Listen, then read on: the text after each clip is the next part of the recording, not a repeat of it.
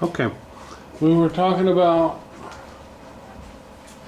DSM diagnosis for alcohol dependence. We talked about tolerance. We talked about some people get alcoholism easier than others. We talked about youth drinking too early, that kind of stuff. That's Мы where we left поговорили off. о диагностике руководства DSM, диагностического и статистического руководства по алкогольной зависимости. Изучили, рассмотрели, как влияет возраст на употребление алкоголя и насколько человек может выработать устойчивость к этому. Okay. Now, these are some of the signs or the way that this is diagnosed. Let me back up just 1 second.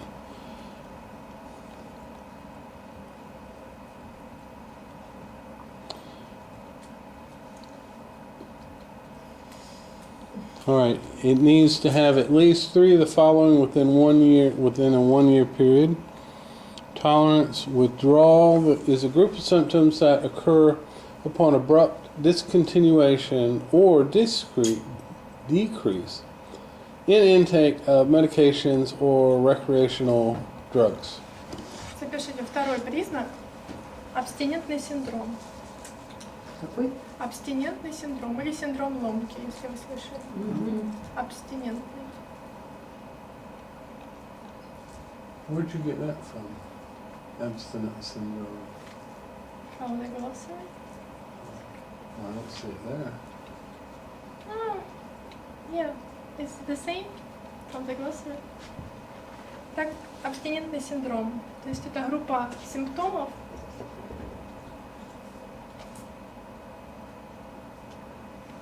которые...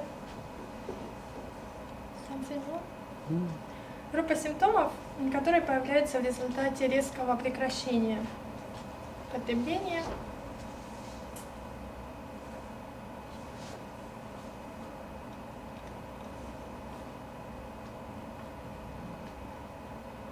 или уменьшения потребления лекарственных или наркотических препаратов. Или? Наркотических препаратов. И алкоголя? Алкоголя, да. Алкоголь, лекарства. Разнообразных веществ.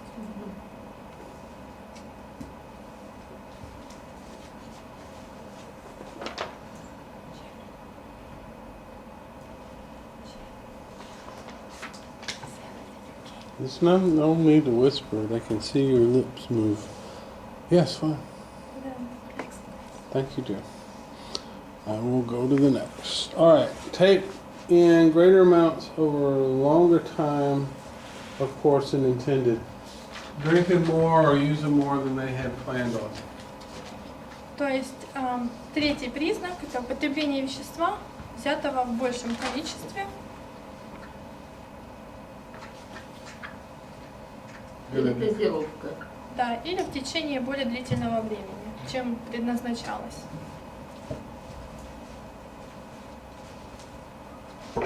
She means overdose.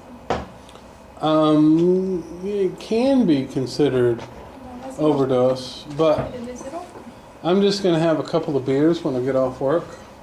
Но вот иногда человек выпивает только две бутылки пива, да, чтобы начать работу. And I end up drinking all night long. That's what it's talking about. И он пьет как на протяжении вот этого дня, выпивает только две бутылки пива. Yeah, that's the difference. Several times I planned on only having a beer or 2, and then I would go home. То есть иногда несколько раз он планировал выпить две бутылки, да, а потом пойти домой спокойно. And when the bar closed at 2 in the morning, I went home. И когда вот заведения такие закрытые, где можно купить, тогда, естественно, он идет домой без употребления. Так, третье. Употребление вещества, взятого в большем количестве или в течение более длительного времени, чем предназначалось.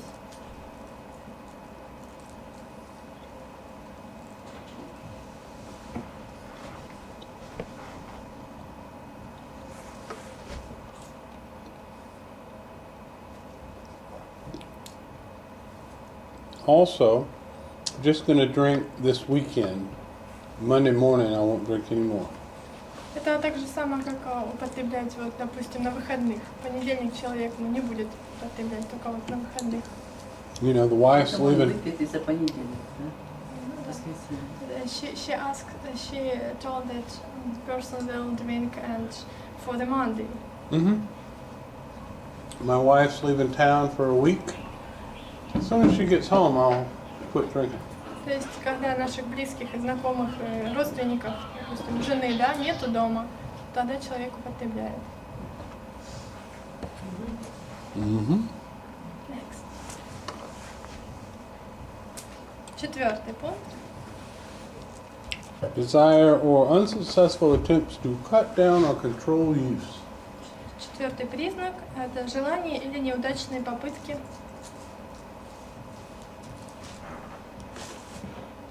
Again, I'm not going to drink as much, and I'm not going to drink and drive, and I'm not going to drink and go to work. I'm just going to drink a little bit at home. But all of those things occur, drinking and driving, drinking at work, all of that kind of stuff, even though that's not what I meant to do. Желание или неудачные попытки сократить или проконтролировать потребление.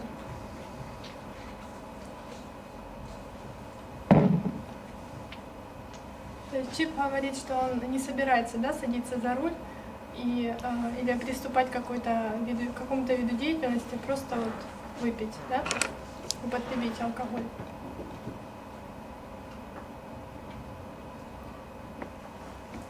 Желание или неудачные попытки сократить или проконтролировать потребление. A great deal of time is spent obtaining, using, or recovering from use. Следующий признак, какой там 5-й, да? Потребление вещества или процесс восстановления от зависимости занимает длительное время. So I had to spend a lot of time getting alcohol. I have to spend a lot of time drunk, or it takes me a long time to recover from the hangover effects of alcohol. Человек находится, длительное состояние находится в зависимости, либо же он очень долго выздоравливает, восстанавливается от зависимости. Употребление вещества или процесс восстановления от зависимости занимает длительное время.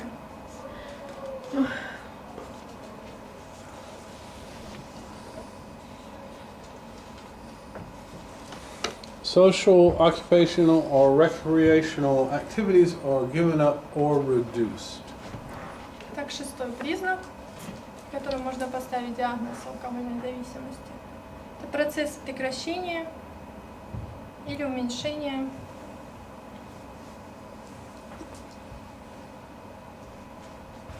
социальной или профессиональной деятельности. Процессу прекращения или уменьшения социальной или профессиональной деятельности.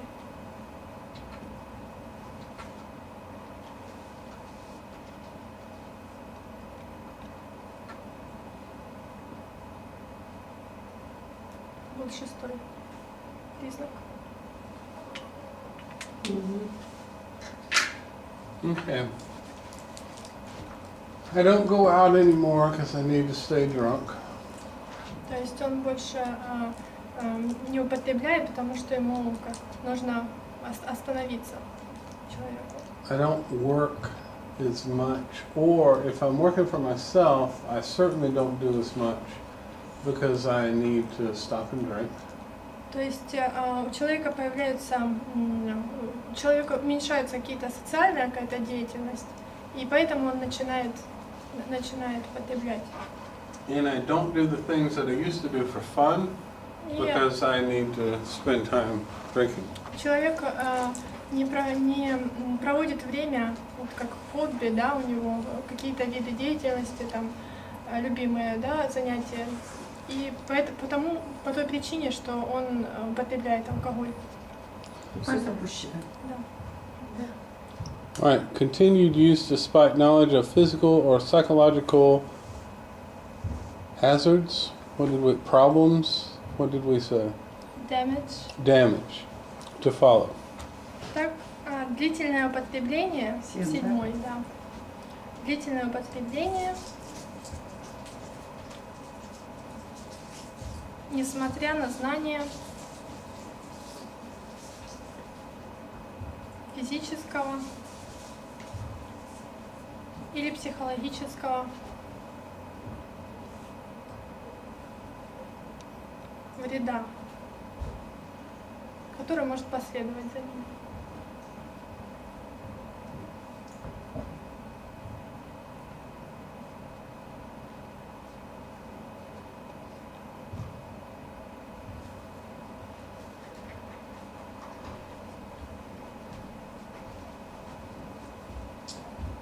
Got it? Watching the volleyball game. Давай. Playing volleyball outside. No net. DSM-10, International Statistical Classifications of Disease and Related Health Problems. Так, ICD-10 запишите. Большими буквами ICD-10. Сейчас раскрою. Ну вот, ICD-10, так и запишите. В скобках напишите русский вариант. А ну еще раз запомните, ICD что? ICD – это международная классификация заболеваний. Классификация. Международная статистическая классификация заболеваний и проблем, связанных со здоровьем.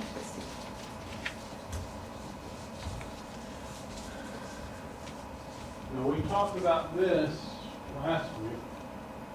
Мы говорили об этом на прошлой неделе. Some. That this is the classification used by the World Health Organization, Ну, which is part of the United Nations. это классификация, как используется термин Всемирной организации здравоохранения. Вот именно этот термин используется ею.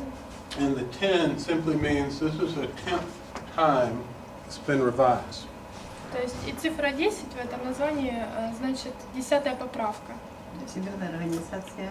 Здравоохранение. And this is available online in Russian. То есть она может быть доступна в русском варианте онлайн. Okay. Go ahead and read that. Read, please. Hmm? Read, please. The DSM-10, ICD-10 is the 10th revision of the International Statistical Classification of Diseases and Related Health Problems, ICD, a medical classification list by the World Health Organization, WHO. It codes for diseases, signs, and symptoms, abnormal findings, complaints, and social circumstances, and external causes of injury or diseases. То есть ICD-10 можете записать. Это 10-я поправка Международной статистической классификации заболеваний и проблем, связанных со здоровьем. Во всем списке медицинской классификации Всемирной организации здравоохранения.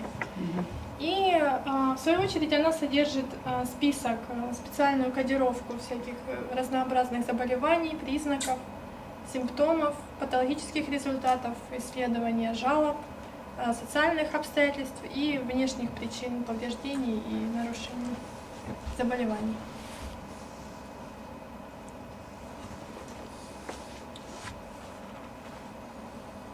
In 1979, an expert World Health Organization committee discouraged the use of alcoholism in medicine, preferring the category of alcohol dependence syndrome. И в 1979 году ученые из 1979 году ученые Всемирной организации здравоохранения не использовали термин алкоголизм, предпочитая категорию синдром алкогольной зависимости. То есть они заменили алкоголизм более узким значением, как синдром алкогольной зависимости.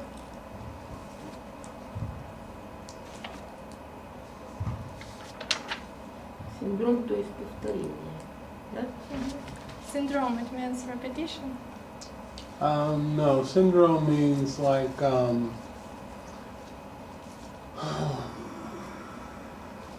disease.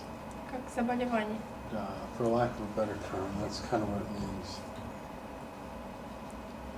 A syndrome is a set of criteria, a set of symptoms. Синдром это как набор определенных критерий, по которым оценивается заболевание. But you could just say alcohol dependence disease, you could say alcohol dependence symptoms, but it would be an alcohol dependent set of symptoms.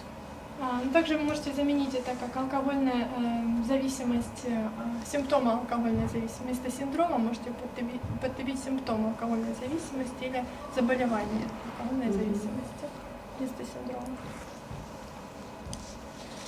Okay, now this is where it gets a little interesting. Alcohol harmful use and alcohol dependent syndrome. Definitions are similar to that of the DSM-4. The World Health Organization uses the term alcohol dependent syndrome rather than alcoholism.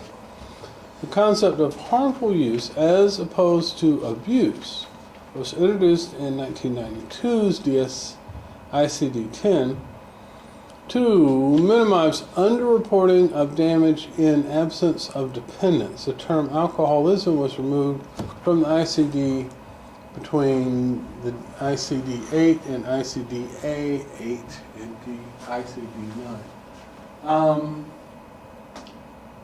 This is what we're looking for, harmful use as opposed to abuse. We're looking for harmful use. That's It was used after 1992. 1992. Так, два термина, да? Вредное использование алкоголя или злоупотребление алкоголя и синдром алкогольной зависимости. Вредное.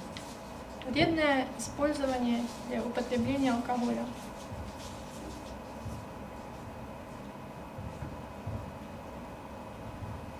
И синдром алкогольной зависимости.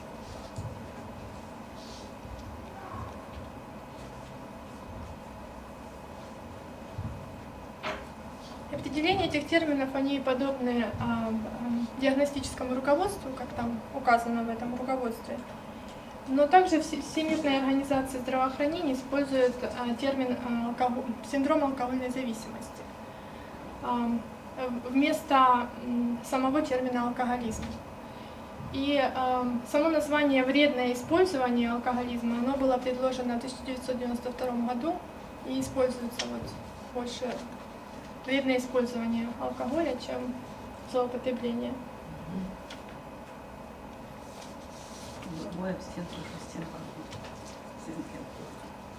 И таким образом термин алкоголизм он был как удален из поправок 8 и 7 этой классификации, 8 и 9.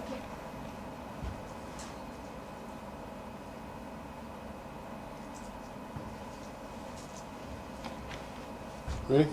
Okay. Now, the WHO, World Health Organization, is a specialized agency of the United Nations that is concerned with international public health. It estimated on the 7th of April 1948 with headquarters it was established on April 7th, 1948 with headquarters in Geneva, Switzerland, and is a member of the United Nations Development Group. Its predecessor, the Health Organization, was an agency of the League of Nations, which no longer exists. Так, запишите определение. Мировая Всемирная организация здравоохранения. Всемирная организация здравоохранения.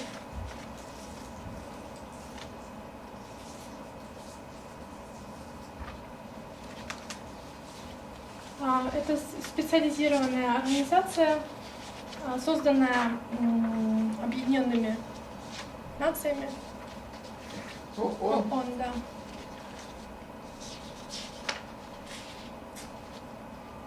Которая обеспокоена международным здравоохранением, международной проблемой здравоохранения. Здоровье нации. Да.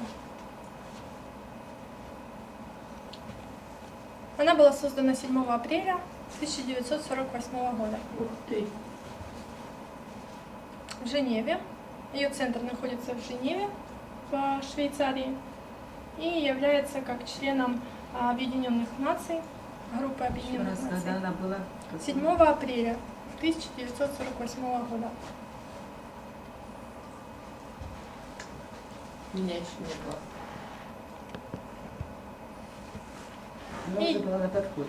Ее предшественником является просто Организация здравоохранения. Вот. Она была как перед этим, перед Всемирной организацией.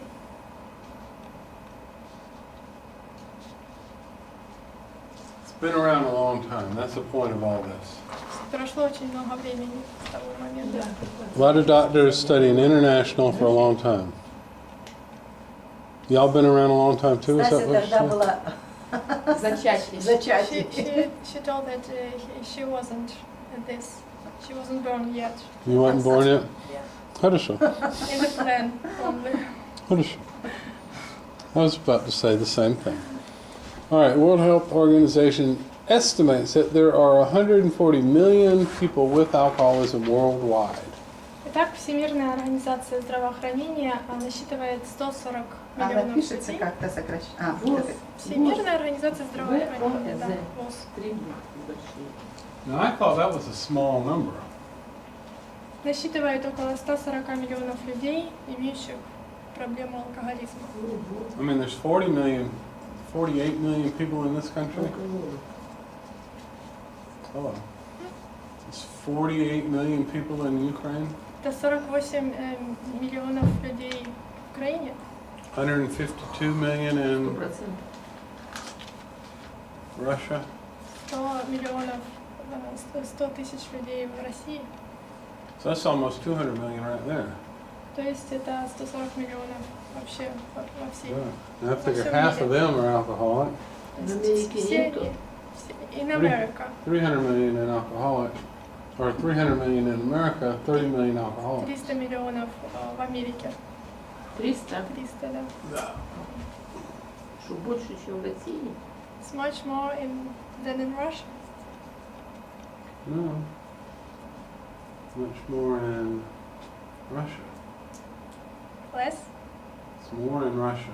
More in Russia. Uh, В России больше. 10% of the population in the U.S. is alcoholic, 60% in Russia, and probably close to the same in Ukraine. Might be a little bit worse in Ukraine. 60% населения в России, так же как и в Украине, имеют такое заболевание. Yeah. I used a number of 80%, and that was given to me by a doctor in Donetsk. Доктор из Донецка дал статистические данные по поводу проблемы алкоголизма 80%, что у нас в нашей стране 80%. Yeah. But it's at least 60%. Ну, А как- остальные 20% или больные, или дети. And the rest of their population are the children or Mm. sick persons. Old people, yeah. Sick old people.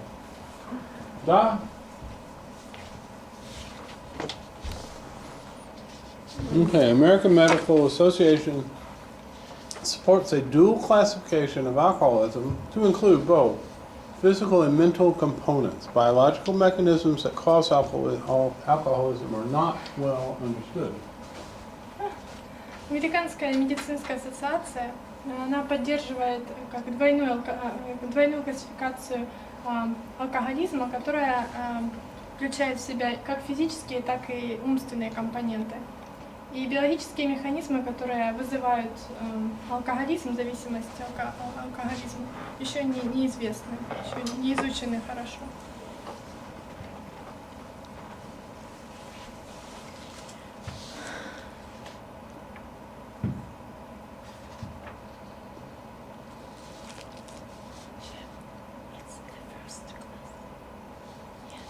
Yeah.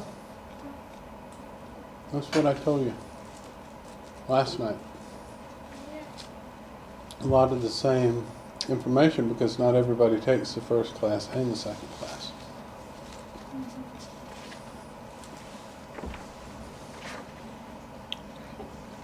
Okay. I got creative. Мгм. Imagination. I didn't use a lot of imagination, but I used some. All right, so social environment, stress, mental health, family history, age, ethnic group, gender, all influence a risk for the condition of alcoholism. То есть здесь вы можете видеть как социальное окружение, стрессовое состояние, какие-то умственное здоровье, отношения в семье, возраст, этническая группа, принадлежность, гендерная принадлежность. Все это влияет на развитие условий, в которых находится человек. Какая гендерная? Гендерная. Ну, то есть Там это надо отличие. записать это все. Should they write? This. We're going to talk about it. Ну, мы уже обсудили это. But let's just do it one at a time. Social environment. Так, Your social environment. социальное окружение. And that means your home and your workplace, where you go to school, where you where you hang around, that kind of stuff. То есть это может быть ваш дом, ваше нахождение на работе или в учебном заведении, в любом другом месте. То есть то, что вас окружает. All right. And then, do you have stressful jobs? A lot of cops in my country, a lot of cops in this country, but a lot of cops in my country are alcoholic. A lot of cops in this country are alcoholic, but for a completely different reason. Очень многие люди в Америке, они работают как полицейскими, и у них очень стрессовая работа, так же самое, как и в нашей стране. Но у них разное как восприятие этого, и разный уровень, наверное, стресса, в котором они находятся. Yeah, it's a stressful job. Это очень стрессовая работа. Yeah, unless you're in this country. Ну, Being a cop in this country. не настолько, как в этой стране. Yeah, being a cop in this country, you're encouraged to drink. All right. Then mental health. Так, умственное здоровье, If моральное you, здоровье. if you have a problem, a mental problem, depression or schizophrenia or bipolar, any of those things, you are likely to become alcoholic То есть, if you drink. если у вас какое-то умственное нарушение, умственная проблема, с которой вы столкнулись, заболевание, шизофрения, или у вас депрессивное состояние очень часто, Да. это может способствовать. Your family history. My grandfather was alcoholic. Actually, probably both of my grandfathers were alcoholic. То есть семейная история. То есть ваши родители, ваши родственники, предыдущие поколения, если у них генетика, да. So even though there was not a lot of alcohol in my home, there was still in my family, which is the genetic predisposition. She told me. That's why I said that. You can tell her what I just said. Он говорит про генетическую предрасположенность, что не важно, что у вас будет дома, в какой обстановке, если у вас есть генетическая предрасположенность, все-таки ее не предотвратишь. Interpreting works both ways. Mhm. You tell them what I said, they tell The same. you tell me. Okay. All right. Age is what I was talking about before. The younger you start, the more likely it is you will become alcoholic. Так, по поводу возраста, как он уже упоминал, чем раньше человек начинает употреблять, тем Right. сложнее. Certain ethnic groups have a greater chance of becoming alcoholic than other ethnic groups. Существуют некоторые этнические группы, которые имеют большую тенденцию стать алкогольно зависимыми. Да. Indians with feathers compared to Indians with dots. Индейцы, например, разные племена индейцев, они имеют разную предрасположенность. Да. Irish, which I'm also Irish. Разные племена, как As opposed to Swedes. айрийские племена. All right, and gender influences also, for the reasons we talked about before, they're smaller, they don't handle alcohol, they're physically, their bodies' biological mechanisms do not affect alcohol quite as quickly as it does with a man, so it takes less for them to get drunk. И, конечно, признак, как половой признак, он может также свидетельствовать об алкогольном заболевании и очень влиять на алкогольную историю. Right. Identifying alcoholism is difficult for the individual affected because of the social stigma, especially in this country, associated with the disease that causes people with alcoholism to avoid diagnosis and treatment for fear of shame or social consequences. Так, идентификация, то есть определение алкоголизма является очень трудной для человека, у которого существует определенное как социальное клеймо, то есть связанное с каким-то заболеванием, которое заставляет людей с хроническим алкоголизмом избегать именно определения диагноза алкоголизма, алкогольной зависимости и лечения из-за страха позора, каких-то социальных последствий. Now, what are the social consequences of alcoholism in this country? Скажите, пожалуйста, какие существуют социальные последствия алкоголизма вот в этой стране? Потеря работы, потеря отношений. Mm-hmm. Loss of job, loss of Страх, что relationship, скажут люди. fear of other opinions of other people. Yeah. And if I go to the state to get treatment for my alcoholism, what's going to happen? State hospital. A Если, government-owned rehab. Thank you. What will happen? Если человек обратится за помощью в государственную клинику для того, чтобы вылечиться от алкоголизма, что случится? Ничего, его не будет. Nothing? Nobody will help you? No, that's not what I meant. Social Let's say they do stigma. help me. Это то, как доктора помогут ему, да? Он имел в виду что-то другое. В социальном плане, что могут узнать люди But об what этом happens? человеке. В социальном плане. Что? Ему стыдно будет. Клеймо. Стигма. Стыдно будет, это будет записано в его Shame. в книге Shame. It will be signed in his book, in Медицинской his книге. Да, medicine card. that's what the problem is, right there. What she just said, that's the В problem. этом-то вся и проблема. That you are registered as an alcoholic after that. Что в вашей карточке будет написан ваш диагноз. And it will follow you the rest of your life. И это будет следовать за вами всю вашу жизнь. Shot. Okay. Same way with drug addicts in Kiev. Moscow's the same way, St. Petersburg's the same way. Go А ahead. вместо этого написать аллергия на алкоголь. Allergy to the alcohol instead is I agree. replace. In Kiev, St. Petersburg, and Moscow, if you go to the government for help with your drug addiction, Да. В Киеве, в Санкт-Петербурге или в Москве, если вы обратитесь за помощью в госпиталь, лечебный, клинику с вашей наркотической зависимостью, если у человека есть, то в таком случае, you go to a rehabilitation facility like me, то есть вы обратитесь за помощью к докторам, этой, and then every now and then the police show up at my office. и полиция узнает об этом. And they say, show us a list of all of your patients.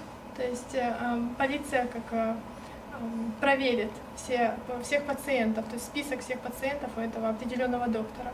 And then the police go to all of those addresses. То есть полиция осуществит определенную проверку по всем адресам. То есть будет очень тщательно проверять, правда это или They нет. search your apartment. То есть они обыщут обыск, осуществят обыск в вашем доме, They в steal your вашей money. денежное ваше состояние проверят, насколько оно They легально. beat you up. И ваши какие-то физические какие-то осуществления по поводу других людей. Yeah, there's a lot of reasons not to get help in this country. То есть очень много причин существует того, что... Yeah. Okay, the evaluation responses to a group of standardized questions is a common method for diagnosing alcoholism. These can be used to identify harmful drinking patterns, including alcoholism. In general, problem drinking is considered alcoholism when a person continues to drink despite experiencing social or health problems caused by drinking. Ответные реакции на группу каких-то определенных стандартных вопросов – это общепринятая методика для того, чтобы диагностировать алкоголизм. Вот. И она может использоваться в определении каких-то вредных привычек, включая алкоголизм. И можно также сказать, что употребление алкоголя считается проблемой в том случае, если человек продолжает пить, несмотря на проблемы со здоровьем, на проблемы в социальном плане, в отношениях с другими людьми, которые вызваны этой вредной привычкой.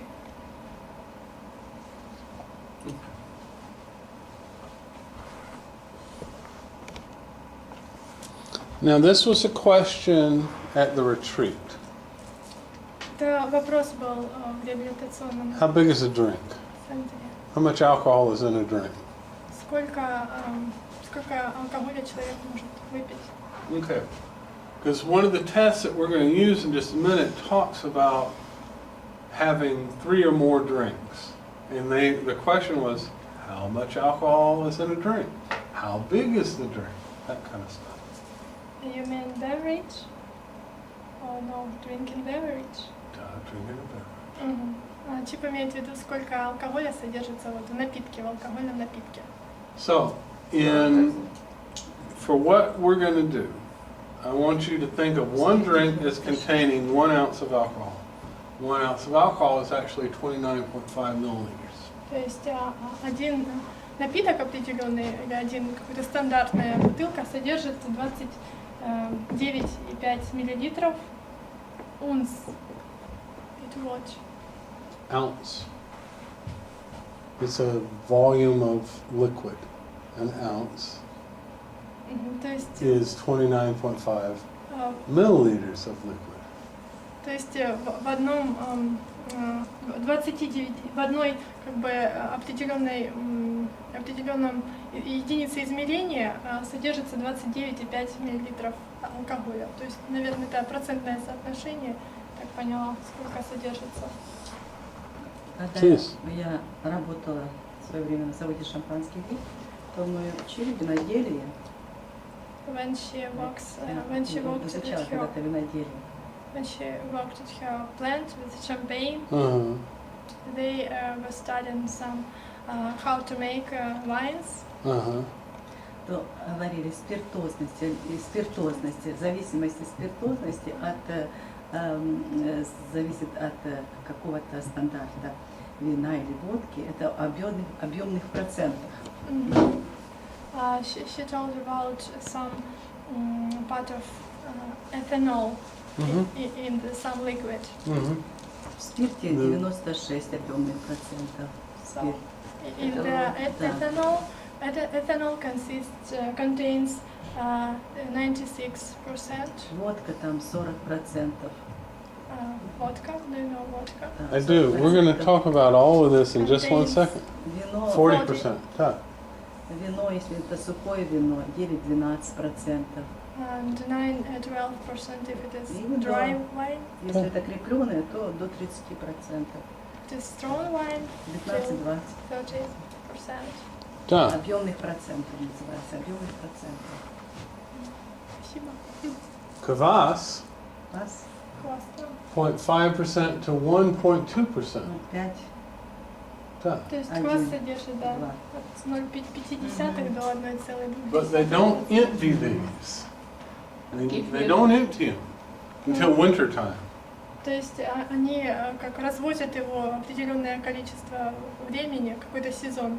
Yeah, so the alcohol continues to get stronger and stronger. То есть на протяжении всего времени они Да. возят, и алкоголь становится сильнее и крепленнее. Брожение происходит. Дикие дрожжи оседают и начинает процесс брожения. Some of changes, process of changes in this. You have to love a country where they bring the beer by the tractor load. I love that. For me, for It's for them. you can tell them. Вообще, Чип удивляется, что вот квас возят в таких вот тракторами по городу. Yeah. Эксплуатируют. And then it's everywhere. I can hear these tractors coming now, and I know that's the kvass train coming down the road. Да. She told that children. Yeah, that's what they told me the first time I had a sip. They said, "Oh, no alcohol. We give this to children." Да, это первое, что дети говорят, да, это не алкоголь, это квас всего лишь. Yeah. All right. Now, this is the Czar beer, 11.3% alcohol. ABV, это Alcohol by volume. See? как объем алкоголя. ABV, See how that works? We're smart in America. Yeah, abbreviation. We use an abbreviation. Это как объем алкоголя вот в царском пиве. Было такое царское пиво, которое содержало 11%. Да. It's in America. No. No, that's y'all И stuff. у нас тоже содержит 9-12. That's all right. Now, Carlsberg, which I see here all the time. That's only 5%. То есть спиртной напиток, алкогольный Карлсберг, вы наверняка слышали, он содержит всего лишь 5% алкоголя. Yeah, but that's considerable. Это разновидность его. If you drink enough. То есть все равно, как в этом веществе содержится алкоголь. Yeah. And then today's standard Ukrainian, Polish, Russian, Latvian, Lithuanian vodkas are 40% alcohol by volume or 80 proof. То есть сегодня как стандартным является среди украинцев, русских, поляк, латвийцев является стандартным 40% Yeah, which is what you said. водки, Да. как вы и говорили раньше. Yeah.